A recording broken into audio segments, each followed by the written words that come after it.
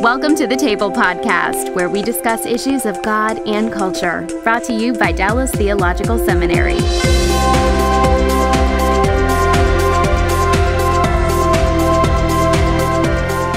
Welcome to the Table, where we discuss issues of God and culture. I'm Darrell Bock, Executive Director at the Hendricks Center for Cultural Engagement. And today our topic is biblical ethics.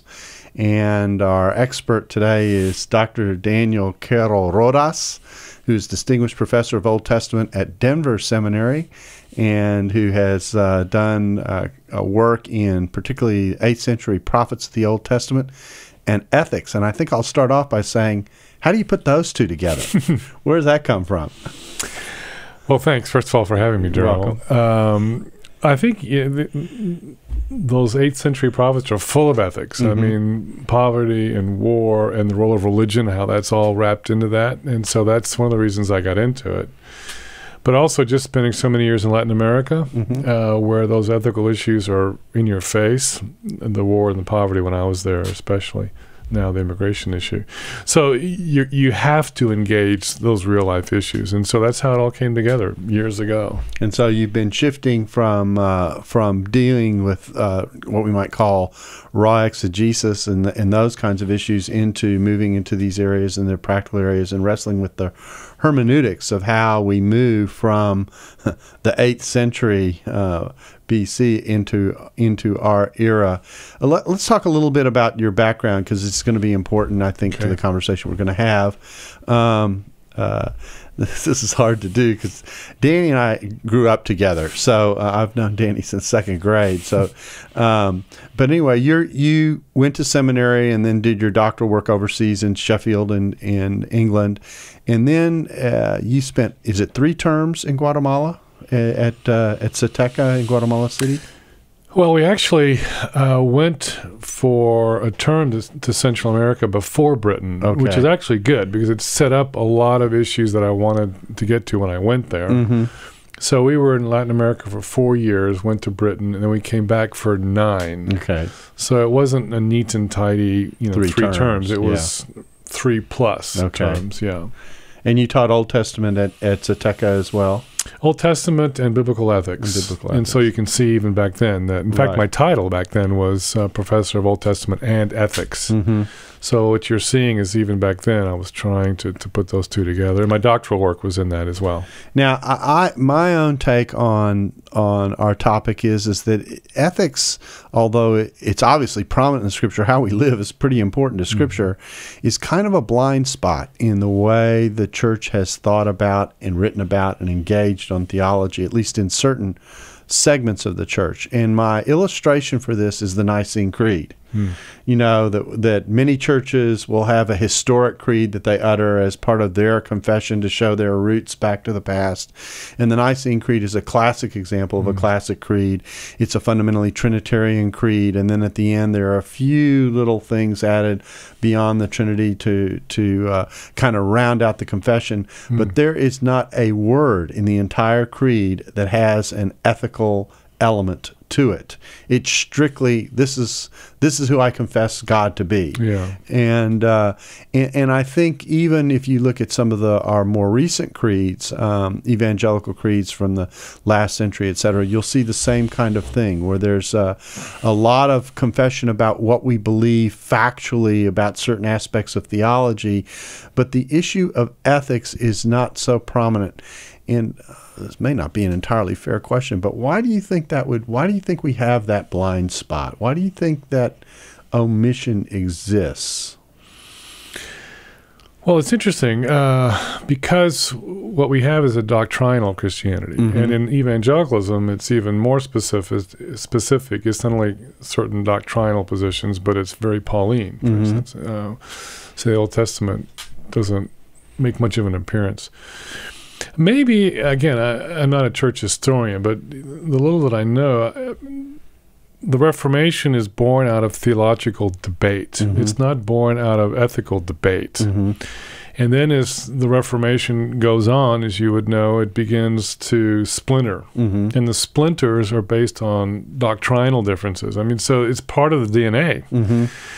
And I think biblically, though, it's not like that. I mean, the Old Testament, the prophets, and I can give you verses if you wanted, but I mean, Jesus himself, I mean, it's about, how will they know that you love me? Because you obey me. I mean, so the idea of wedding obedience and an ethical life, not only individual, which is a whole nother discussion, right, but communally, is something that should be part of our self-definition. I think, to be honest, that's one of the things that attracts me to certain aspects of Anabaptism.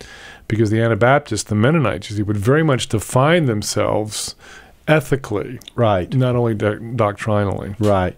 Well, it strikes me as being I like to make the observation that you can look at a lot of curricula at different seminaries, and there is no focused course on ethics. There'll be a course on exegesis, a course on church history, a course on systematics, a course on preaching. I mean, you can go through a whole myriad of things, but there's no ethical course, so that when you come to issues, everything from medical ethics to what should you think about war, that kind of thing, it isn't covered. Another anecdote that you'll identify with, because obviously we both went here to seminary, is when I went through my seminary training, we were in the midst of coming out of the Vietnam War, but I never had a class that ethically discussed what the Bible talked about war. We never had a class. So when I got asked about things that are classic in the history of theology, like just war theory and what do you do with that, it was like, I was starting from scratch. Well, let me follow up with a story. Yeah. I was in Guatemala, and I was there during the time, and some of your listeners may not even remember this, but during the time of the Sandinista Contra issue in Nicaragua, right? So I remember being in class. Okay, think about our seminary training. So this is the 80s, right? This would be the 80s. Yeah. So I'm in class, and then a student talks to me afterward who's from Nicaragua. And so he goes, during the Contra issue, at that time, it was mandatory military service at age 16. So he's a youth pastor. So your options were to serve for 2 years at age 16. If you refused, to go to jail for 3, or to join the Contra, or leave the country. And I knew a family who put their teenage sons up for adoption as a way of getting them out. So, okay, those are your 4 options. And so he goes, profe, as we would say in Spanish, what do I tell my youth group? Okay, just think about... Where do you even start? Where do you even start? Yeah, I mean, so because you have to bring in history and sociology and the economics and U.S. foreign policy and what was going on in the Cold War, as well as the whole biblical piece. I mean, but as you said, our training was never in terms of those issues, which, war and poverty, for instance, are huge biblical categories, but you don't see them in systematics. Now, the seminary where I teach, there's a course that's required, kind of culture and engagement and stuff, but it's very apologetically driven. You see, which is different. That's right. Than ethical engagement. That's right. So again, it's not establishing a coherent, I don't think, that's my take, a coherent Christian ethical view grounded in the scriptures. Yeah, I really think that this is a major hole in the way we do our training. It's in many campuses it still is. And so what happens is that these areas of life that impinge on people naturally, war, poverty, ethical choices, biomedical decisions, racism. I mean, the list is long and deep. Most evangelical Christians, well, that doesn't fit in the box. I mean, where does that fit in theology proper? I mean, so what we want to do with this particular podcast is to kind of talk about moving towards thinking about the Bible ethically and how you deal with that. You've already sort of set the table by talking about when you approach the question, you not only have the scripture and what it says, but you've kind of got to put life in its context. So let's start there. Let's assume that someone walks up to you and says, I want to think about the Bible ethically. where do I start? This isn't just a case of cherry picking verses. Right. So where do I start when I think about how to work with the Bible ethically? Well, you're a New Testament guy. I'm an Old Testament guy. And what I have to deal with some people in my field is that now the Old Testament's very much under suspicion. The whole violence of God discussion. And so you almost have to get to square one that the Old Testament, in my case, actually is worthy as a ethical resource. Because even seminary students are asking that question. That's right. Because we never asked that question. That's we just right. assumed. Yeah, I say to people all the time that what's happened in the cultural change in the States over the last several decades is the Bible's gone from being an answer to becoming the question. Yeah. Yeah. So, if I were to answer your question, it would have to be at several levels. I think one of the things we need to do, and I'm doing it in this series I'm here at the seminary this week, is look at narratives. I think if we get people engaged in narrative, in the stories, they can begin to see how the Bible engages life issues in the stories and its characters. We would say these are historical, but I'm just going to use that language for a moment. Right. So I think that helps them to see. The other thing is the whole issue of two more things. One would be linking it back to the mission of God. I would go back to Genesis 12, being a blessing to the nations, and what does that mean, which requires ethical engagement. That's a whole other discussion. But the third piece would be to do a canonical approach. And so let me give you an example. For instance, if we're talking about poverty, well, there are stories in the Bible about poor people and how they suffer, and the various reasons they suffer, whether it's famine or drought or war. But you also, this would be like Pentateuchal narratives, for instance, or some of the narratives in Samuel Kings. But then what you get, for instance, is legislation dealing with poverty. So we need to get to that point, you see, where you say, we're not just going to have an ethical discussion about poverty. We're going to talk about what are some legislative solutions to this. In fact, the Old Testament has this. Can the legislative piece of the Bible help us? And then we would look at the wisdom literature, Proverbs, where you talk about the importance of personal ethical decision making and how it impinges on your economic life and stewardship. And then I would go to the prophets and talk about a prophetic voice into the systems and into the structures. And so what you're seeing is a full-orbed, and this is just Old Testament, we can tie it into the New. But what you're seeing is a full-orbed, multidimensional engagement of the ethical issue of poverty. So you're not cherry-picking. You're actually getting a biblical vision that is as complex as the human reality itself.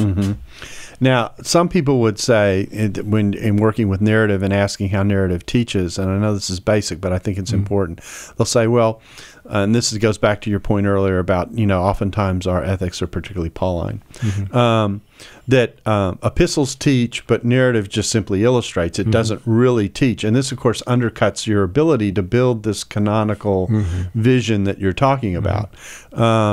So let's talk a little bit about how does narrative teach? Does it give portraits of the way in which life is engaged that we're supposed to reflect upon and learn from? Is that how does narrative do it for us? Well, interestingly, if you look at secular literary theory, they actually work on this. Robert Coles has done some good work, Martha Nussbaum. And what you see is that narrative works in ethics in several ways. One is it actually pictures the problem, where you have situations where people are going through things that echo across the centuries, and you can identify with the situation. But the other thing that's interesting is that even secular theory recognizes that what novels do is engage you in the decision-making process. It's kind of like if you're watching a movie, and a movie's like a motion picture narrative. Right. And when you're watching a movie and you're engaged, I mean, you're having this conversation in your head. Oh, don't do that. Oh, if you do that, this is going to happen. Okay. What the movie is doing is engaging your ethical sensibilities and actually training you. This is why you have to be careful what you watch, because the movie will train your ethical sensibilities for good or for bad. So this literature works the same way. So a good literary piece will draw you into the narrative and not only picture for you the scene, but also engage you ethically so that you are actually thinking through what are the options that you would take if you were put in that same place. And you also see the good and the bad consequences of the choices that the characters are making. So the reading exercise is actually an exercise in ethics. So literary theory sees this. What we need to do is bring this into the biblical discussion more and more, because what happens, and you would know this as an exegete, sometimes exegetes are bad readers. They're good engineers. Yeah, they can parse a verb and look for the background. And do an outline or something like that. But they don't really understand how language works, how literature works. And in the Old Testament side, I would say the same. There are few Old Testament people that I believe actually know how the literature can work for moral training. So what you're saying in effect is that even the way we've done our training of people to study Scripture has not led them into the place where they are encouraged to engage in a kind of ethical reflection based upon the way the literature works in presenting whatever the dilemma is or whatever it is we're dealing with. And you have the whole cultural issue of some people don't read very much anymore. Or they're used to reading a computer screen, CNN, it's a soundbite. But the idea of working through a narrative, of looking at the scene, of engaging a novel, for instance. And a good example of how all this works, Darrell, is a Dickens novel, where he's very detailed on the descriptions of the scene and the characters, and his novels very self-consciously are ethical statements, you see. And so if you properly engage Dickens, even A Christmas Carol is an ethical statement of mid-19th century London, right? It's not just, it's Christmas time, we must have a Christmas Carol. Right. I mean, he's making a statement about the abuse of economic power and the suffering of a poor family. His solution was the rich man comes alongside as the patron and helps them. I mean, you see this in all of his novels, right? That was his solution. But we actually sometimes have to train our students to read again because they're used to sound bites. They're used to the visual movie. But they actually just stop and read. So when I teach my Old Testament narrative sections, a lot of it is very self-consciously acting it out, very self-consciously working, raising my voice or speaking in a whisper, you see, and taking on the different characters, and they begin to get into it, and they'll say to me, I've never seen it this way. It's a shame, because they've been taught to read it for principles. Right. Not to engage it as literature. Right. And so the whole area of way in which characters are presented and what they reflect and what they represent, what values they carry, that kind of thing, tends to go off to the side, and you've lost your ethical dimension. I mean, in some ways, when you come to the prophets, it's a little easier because they're a little more direct. They're in some ways more like they're somewhat more like the things you do see in epistles, where the challenge of the prophet is kind of in your face, and you have to be pretty blind to miss it sometimes. Whereas narrative tends to be a little more subtle and a little harder to get your hands around. Yeah, I'll give you an example. David Bathsheba story, 2 Samuel 11. I mean, the last line of the chapter says something like, what David did was displeasing in the eyes of the Lord. I mean, that's what, there it is. Yeah. Okay, but then in 2 Samuel 13, a few chapters over, you have the rape of Tamar. And so people want that one line. But there is no one line. I mean, you see her saying, don't do this, this will shame you and me. And but if you keep reading the narrative, this triggers the revenge of Absalom, the rebellion by Absalom. I mean, everything starts to unravel, you see. So in the narrative is telling you this is horrible because look at all the things that it generated. But the students want the one line. Yeah. You see. But there is no one line. But and that life isn't a one-liner, you see, because you tell people, you have kids, I have kids, and you go, boy, if you do this is what could happen. And they will find out and learn in the narrative of their lives. Same thing in the Bible. So that means we've got to be better readers and more careful readers, and we've got to think about narrative in a different way. You did something in what you presented today, even though this podcast is going to go out, weeks from now. You did something today that I thought was interesting, that I thought might be worth also getting people to think about how narrative works as we move to talking about ethics, and that is you told the story of Abraham as an immigrant. And, normally in our circles, when we go to Genesis for the Abrahamic covenant. Here's the promise made to Israel. And Abraham took a little bit of a journey, and it took a while and that kind of thing. But he eventually, worked his way there, and the promise was planted. And that's about all you get out of it. But you were trying to get us to think through, if I can say it this way, where Abraham was, where his location was, what he was as God took him through what he went through, and how that can be a lesson for us. Can you illustrate that and elaborate that for us a little bit? Yeah, let me illustrate that and then tell you how I was taught it. Okay, and there you'll see the comparison or contrast. Yeah, what I was telling this morning in chapel was the Genesis 12, where he's been called out of Ur, end of the chapter 11. Goes up to Haran, then he comes into Canaan and receives the promise. Abram does in Genesis 12, 1-3. And we sit on that, rightly so. And then he begins to move into the land and build altars and call on the name of God. All very good. But then you get about verse 9 or 10, and it says there was a famine in the land, and he picks up the clan, because he's the head of a clan, not a nuclear family, and they begin to make the trek to Egypt, because there's food. You have the Nile, so you'll have water, which means you have harvest, which means there is food to eat. And so Egypt was always having to deal with people trying to come in for food. And so we know from archaeology they'd set up a series of forts along their eastern frontier to help monitor the movement. So it's very human. I mean, what's going on? Nothing new on that. That's their border wall. That's their border wall. Yeah. And so what happens is they get close to Egypt, and does this mean he's coming up to one of these checkpoints? Forts? Don't know. But he tells Sarai, look, if they ask you, tell them you're my sister, not my wife. Now, we know from later in the narrative that they are related, but what you see, he's trying to protect himself, right? But the driving point of the story is that they're hungry.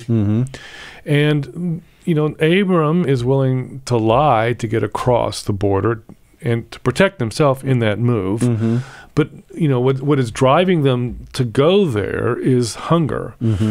And she is willing to go through with it for the sake of the family. Now, it's very wise. I didn't get into this morning because I was watching the clock. But, as the brother, if anyone wanted Sarai, they would have to ask the brother for permission to marry her. So you could see where at the same time he is protecting her, and they're just pushing whatever bad thing happens down the road a little bit. But I was trying to tell people this morning is that what you see is Abram is hungry, and it's why people move, because they're hungry. And if it means lying to get across a border to feed your family, you're willing to do it. And she's willing to put herself at risk sexually, if we're being very blunt, for the sake of the family. Okay. Now, so you're reading this as an immigrant story, and I work a lot with immigration, as you know, so I've heard these stories, and they're kind of like this, where they lie to get across. But I know when I went to seminary, the ethical debate was what Abram actually said a lie? And so there was all this kind of maneuvering to get Abram off the hook for not actually lying. Or if he did, it wasn't really a bad a lie, right? So what you can see is, though it is echoing immigrant stories, when I got taught, it was all about, is it a lie? Yeah, it's what the search for the moral principle and whether or not it works or not. Exactly. Yeah. And so what you're seeing is the search for some kind of eternal moral principle or whatever is totally, I think, missed narrative. The narrative Yeah. and the power of the narrative, Mm-hmm. which resonates with a lot of immigrant stories today. And, of course, the background of being an alien in a strange land emerges out of that story as a core metaphor that actually runs through the totality of Scripture. Well, this is supposed to be a podcast on narrative criticism, so we'll leave it there. But I think the point is well established that sets the kind of the parameters for what we want to discuss, and that is that we really are talking about, when we're talking about ethics in the Scripture, you're really talking about reading the Bible for the whole of what it is doing, for all, the way in which all of it addresses something. Because what happens in ethical discussions is, what I find happening, and you can almost pick your issue on this, where you can think years ago when we were debating slavery, and there were very biblically oriented people who were defending slavery, to the death. I mean, that's what the Civil War was about. Yeah, that's right. Yeah. Or you think about the way in which gun control is discussed today, or immigration is discussed today. And what happens is people pick their place to start and land their discussion as a principle, and in the process then shed off anything that comes against that. My own take on working and thinking about this is that actually what you have in Scripture is a much more complex and actually lifelike situation. That Scripture addresses the tensions of life, and stories tell or address the topic from those tension points. And so when you assemble a topic as a whole, what you see is you'll see some passages that are kind of to one side of the question, and other passages that are to the other side of the question. And the ethical reflection the Bible requires is, how do we relate all these bits to one another, as opposed to, that's my verse that tells me what to do. You think that's in a generic hermeneutical way, a better way to think about how we approach the issue of ethics? Yeah, I would just add two other points. Okay. One is, I know you would agree with this, but we would talk about trajectories. Right. So it's not just assembling on a flat surface. Right. We're seeing a trajectory from the old into the new. I mean, so with the coming of Jesus, things happen. So we need to follow the bits and pieces along their trajectory. The slavery would be a good example of that. The other thing that I would say is a hermeneutical recognition of how our placement affects the picking and choosing and the assembling of the pieces. You see. So in other words, where we are may actually, well, it does impact the way in which we read and what we're drawn to and what we're drawn away from. Yeah, I mean, so if we stick with slavery, okay, if you have lived in a system that sees this as natural and the way things should be, and if you have a position of power within that system, you will actually read Scripture to defend that, usually unselfconsciously, because you just think it's normal, you see. And so part of the ethical reading exercise is not only looking at the data of the text and their trajectories, but also stepping back and asking yourself, why am I reading this the way I read it? I teach a course on reading the Old Testament from the majority world. And a lot of it has to do with ethical things. But my opening exercise, the first day of class, is looking at the reading of the Old Testament in Nazi Germany.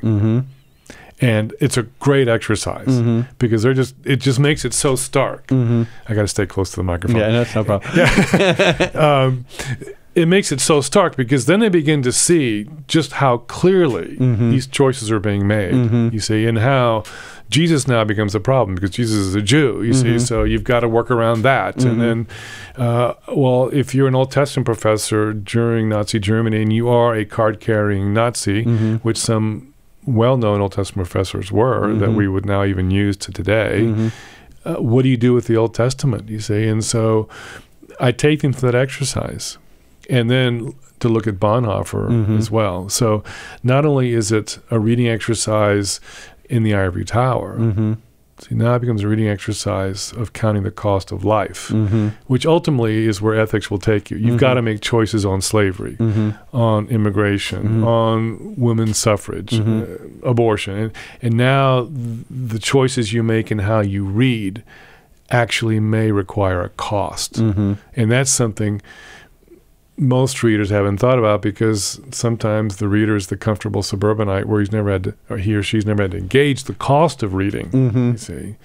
But in ethical issues, ultimately, at some time or other, there's a cost to reading the way you read. Well, there are two ways I like to illustrate this. One of them involves an experience that involved the class we used to take down to Guatemala together, where I would take students from Dallas and you take students from Denver. We go to Zateca, mix them with the Latin American students, and we talk about, for the students we were bringing down from the States, how is seeing what you're seeing in a majority world country where you're being exposed to poverty like you've never seen it before impacting the way you read text? Well, one thing that almost all the students always would say on the coming back from that trip is, I knew the scriptures on poverty were there, but I never saw them quite so clearly as I did looking at the kind of poverty that I was seeing in portions of Guatemala. But the example I like to raise is a passage in Luke. It's the passage where John the Baptist says to the soldier,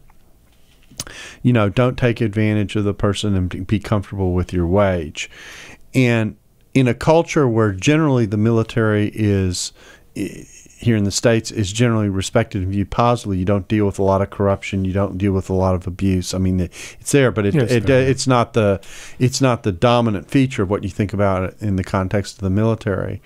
And then going to a country where the issue of the military and how they handle people is very much and the issue of integrity and those kinds of very much on the table, all of a sudden I realized, if I preach this passage in Dallas, Texas, okay, people in the pew aren't nervous. They get it. They sort of get it. Oh, yeah, that's a nice text.